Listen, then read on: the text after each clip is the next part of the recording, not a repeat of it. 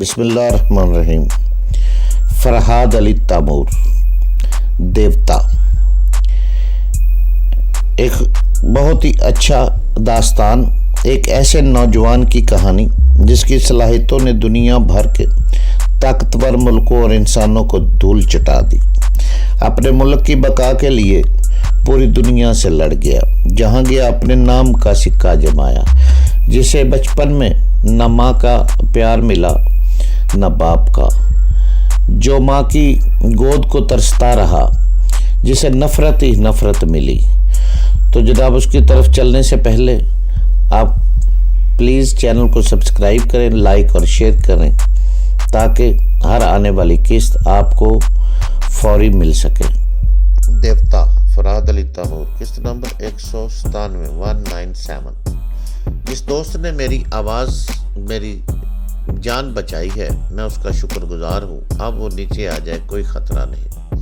میری آواز سنتے ہی لکڑی کے زینے پر قدموں کی آواز سنائی دینے لگی۔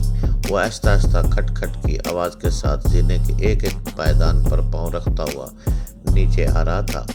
پہلے تو میں نے سوچا کہ عرشے پر پہرا دینے والا مسلح نوجوان ہوگا، لیکن جب وہ زینے کے نچلے حصے میں نگاہوں کے سامنے آیا تو میں اور سونیا دونوں ہی چونک کر اسے دیکھنے لگے۔ وہ ہمارا دشمن فرانسس تھا۔ میں چند لمحوں تک حیرانی سے اسے تکتا رہا۔ تقریباً 1 گھنٹہ پہلے کی بات ہے کہ ایلین نے فرانسس کو اتنی پلا دی تھی کہ وہ بے ہوش ہو گیا تھا۔ میں اس کے کیبن کی چابی لے کر وہ میرے پاس آ گئی تھی اور مکار عورت نے بہت ہی زیادہ مدہوش کرنے کی ایکٹنگ کی تھی۔ میں اس خوش فہمی میں تھا کہ وہ مدہوشی کی حالت میں فرانسس کو بے نقاب کر رہی ہے۔ اس نے یہی بتایا تھا کہ فرانسس اپنے لوگوں کو ہمارے خلاف منظم کر رہا ہے۔ ہم بھی اس پر شبہ کر رہے تھے۔ اس کے نتیجے میں ایلین کی مکاری سمجھ میں نہیں آئی۔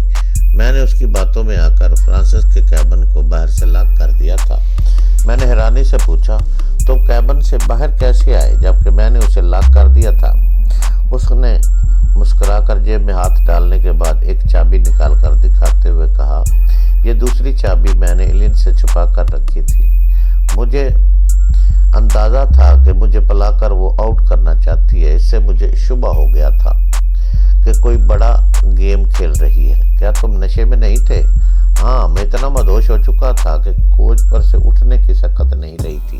اس کے باوجود جو دماغ تھوڑا بہت کام کر رہا تھا، کم از کم اتنی بات سمجھ میں آتی رہتی ہے کہ مدہوشی کے عالم میں ہم پر کیا گزر رہی ہے۔ میں آنکھیں بند کر کے خراٹے لینے لگا۔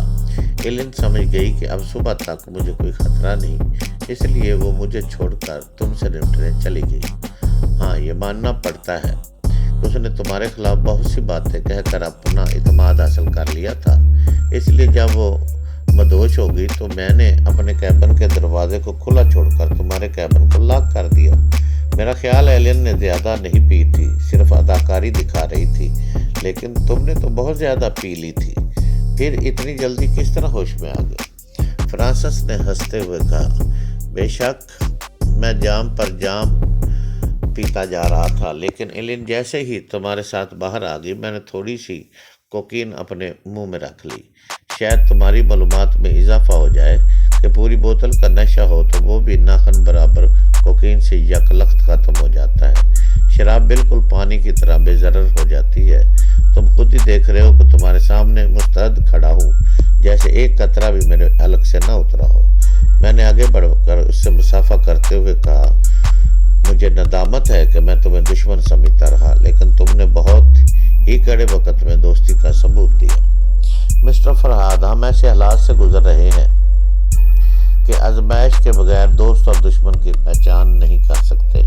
مجھے اس بات کی خوشی ہے کہ میں نے اپنی پہچان کرا دی۔ اس کے بعد ہم دونوں نے ایلین اور اس کے ساتھیوں کی لاشوں کو اٹھا کر سمندر میں پھینکا۔ 2-4 عورتوں کو فرش کی صفائی پر مامور کیا کیونکہ دور تک انسانی لہو پھیلا ہوا تھا۔ سونیا کے ڈیڈی کو پورے اعزاز کے ساتھ دفنانے کے لیے ہم پوری طرح آخری رسومات ادا نہیں کر سکتے تھے کیونکہ دفنانے کے لیے زمین نہیں تھی۔ ہمارے چاروں طرف پانی ہی پانی تھا۔ آخری رسوم ادا کرنے کے لیے مومی شمع، لویان، سرخ پھول وغیرہ نہیں تھے۔ اس لیے اسے سرخ کفن میں لپیٹ کر بڑی آہستگی اور احترام سے سمندر کے پانی میں اتار دیا۔ اس وقت تک صبح ہو چکی تھی۔ ہم رات بھر کے جاگے ہوئے تھے۔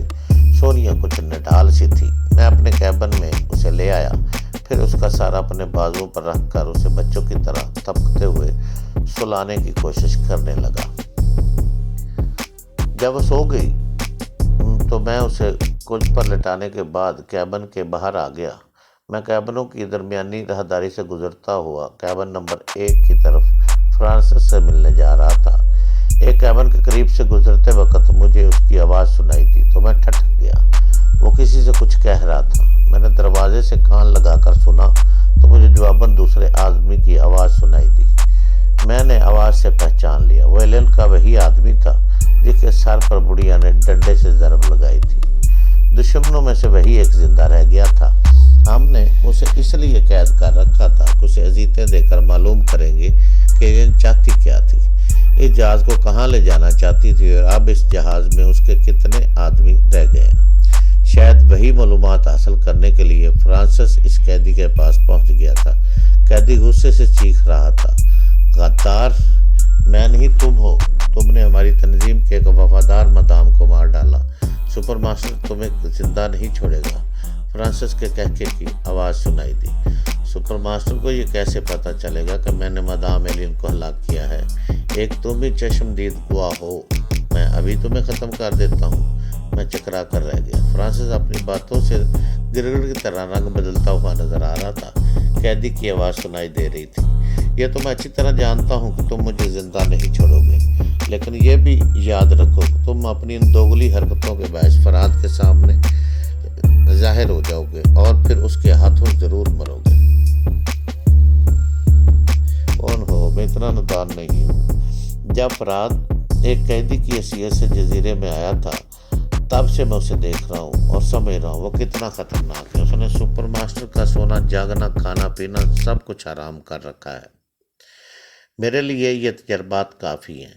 میں کبھی اس سے الجھنے کی کوشش نہیں کروں گا۔ اگر ہم صحیح سلامت کسی ملک تک پہنچ گئے تو میں ہمیشہ فرات کا وفادار بن کر رہوں گا، اور اگر اس دوران سپر ماسٹر اس پر غالب آ جائے گا تو میں فوری پٹڑی بدل کر سپر ماسٹر کو اپنی رام کہانی سناؤں گا کہ فرات کو جزیرے سے فرار ہونے کے لیے ایک اسکیپر کی ضرورت تھی، اس لیے وہ مجھے اور میرے ڈیڈی کو قیدی بنا کر لے آیا۔ میری اس بات کی گواہی دینے کے لیے اس جہاز میں میرے بہت سے حمایتی موجود ہیں۔ اتنا کہہ کر وہ ذرا دیر کے لیے خاموش ہو گیا۔ میں سوچ رہا تھا کہ کسی بھی انسان پر کس طرح بھروسہ کیا جائے جسے دیکھو وہ تھالی کے بینگن کی طرح ادھر سے ادھر لڑکتا رہتا ہے۔ اس فرانسس نے چند گھنٹے پہلے مجھے ایلن کی گولیوں کی زد سے بچایا، مجھے ایک نئی زندگی دی۔ اس کے باوجود وہ پوری طرح میرا دوست یا وفادار نہیں تھا۔ آئندہ کسی بھی وقت پٹڑی بدل سکتا تھا۔ اس کی آواز پھر سنائی دی، ہر انسان کو اپنی زندگی سے پیار ہوتا ہے، فرات ہو یا سپر ماسٹر ہو۔ جس کے سائے میں مجھے اپنی زندگی کی ضمانت ملے گی میں اس کا وفادار بن جاؤں گا۔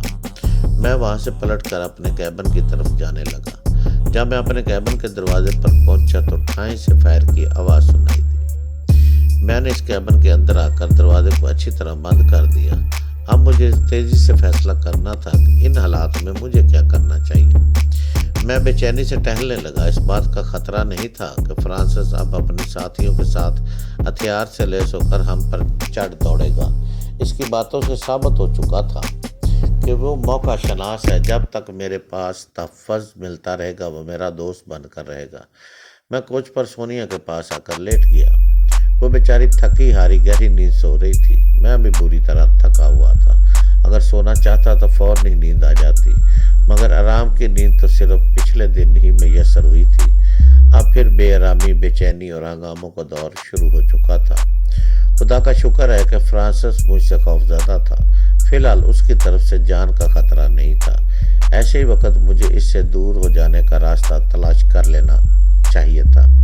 تب میں نے سوچا کہ مجھے اسٹیئرنگ روم میں جا کر دنیا کے نقشے کو دیکھنا چاہیے اور یہ معلوم کرنا چاہیے کہ اس وقت ہمارا جہاز کہاں سے گزر رہا ہے، کون سا ملک ہمارے قریب ہے۔